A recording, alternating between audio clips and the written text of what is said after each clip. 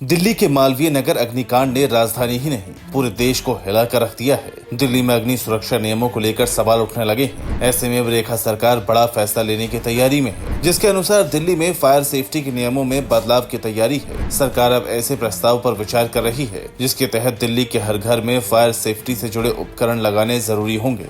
दिल्ली सरकार के गृह मंत्री आशीष सूद ने बताया कि रेखा गुप्ता सरकार बिल्डिंग बॉयलेज में संशोधन पर विचार कर रही है ताकि 15 मीटर से कम ऊंचाई वाले सभी मकानों को भी सुरक्षा के दायरे में लाया जा सके, जो अब तक फायर एनओसी के नियमों से बाहर थे, ताकि सिर्फ हाई राइज इमारतें ही नहीं बल्कि स्वतंत्र मकान, गेटेड सोसाइटी और लो राइज फायर सेफ्टी मानकों के दायरे में लाया जा सके। इसे दिल्ली के रियल एस्टेट और रिहायशी ढांचे में अब तक का सबसे बड़ा फेरबदल माना जा रहा है, क्योंकि इसमें दिल्ली के हर छोटे बड़े घर, स्वतंत्र कोठी और बिल्डर फ्लोर में स्मोक डिटेक्टर लगाना कानूनी रूप से अनिवार्य किया जा सकता है। दरअसल दिल्ली में मौजूदा सेफ्टी नियम सिर्फ 15 मीटर से ऊंची रिहायशी इमारतों के लिए लागू है। इसके मुताबिक 15 मीटर से ऊंची इमारतों में स्मोक डिटेक्टर या फायर हाइड्रेंट लगाना जरूरी होता है। ऐसे में लाखों स्वतंत्र मकान और छोटे अपार्टमेंट नियमों से बच निकलते हैं। दिल्ली सरकार का मानना है कि आग लगने की शुरुआती चेतावनी मिलने से बड़ी जनहानि को रोका जा सकता है। इसी को ध्यान में रखते हुए बड़े बदलाव की तैयारी है। अगर सरकार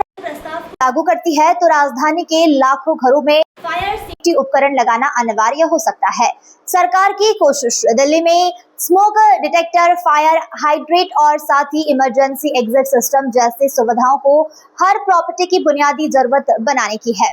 दिल्ली सरकार के फायर सेफ्टी के नए प्रस्ताव पर अंतिम मोहर लगती है तो दिल्ली के लाखों प्रॉपर्टी मालिकों को अपने घरों में फायर सेफ्टी उपकरण लगाना जरूरी हो जाएगा।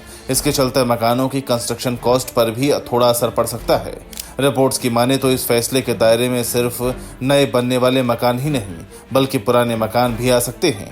सरकारी इमारतों के साथ साथ पुराने भवनों में भी अगले 3 वर्षों के अंदर आवश्यक सुरक्षा उपकरण स्थापित करने की संभावना पर विचार कर रही है। जिस पर मोहर लगती है तो सरकार सिर्फ नई बनने वाली इमारतों पर ही इसे लागू नहीं करेगी बल्कि पुरानी और पहले से बने मकानों में भी इन उपकरणों को लगाना अनिवार्य हो जाएगा।